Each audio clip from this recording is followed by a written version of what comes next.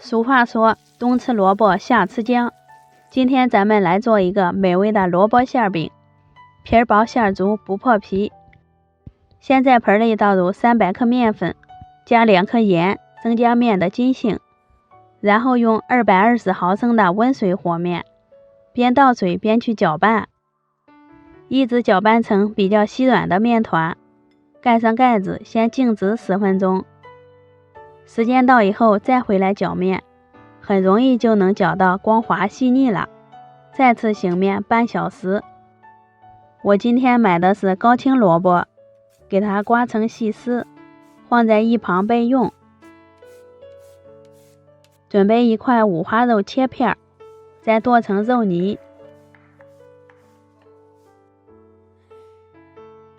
我又泡了一把混条，切成小段，装盘里备用。锅里油热以后，倒入葱花、姜末，煸炒出香味儿。再倒入肉馅，用铲子把肉馅捣散开。炒至肉丁花白以后，倒入混条，加入适量的盐、五香粉、麻辣鲜，生抽多一点，老抽上色，蚝油提鲜。再次把调料煸炒均匀，就可以关火了。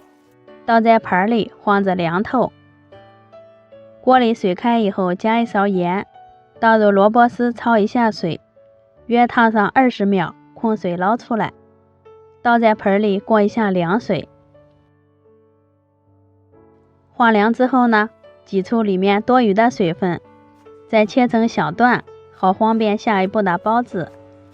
和肉馅到一个盆里，放一把葱花，淋一些香油增香，给馅料搅拌均匀。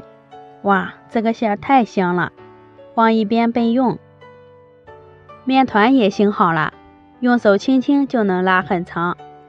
面板上多撒一些干面粉，放上面团，整理成长条，切成大小相等的面剂。拿一个面团，按压成边缘薄的面皮，放入几勺萝卜馅，掂起面皮儿，慢慢的把口收住。团圆以后，把多余的面剂掐掉，放回面板上，按得薄一些，两面都压一压，这样饼皮的厚度也均匀。电饼铛提前预热，刷一层油，放入做好的生胚，在表面刷一层油，锁住水分，选择大火，先烙上2分钟。闻到香味时，托起来给生胚换个面，将另一面也烙一下。因为这个饼皮很薄，馅料是炒过的，换2次面就行。看一下两面金黄，饼皮膨胀，就可以出锅了。咱们的萝卜馅饼就做好啦。饼皮又薄又软，掰开里面满满都是馅料，吃起来特别的香，一点也不油腻，不发面不烫面也不揉面，做法简单无难度。喜欢的朋友可以试一下。我是娟子，咱们下期见。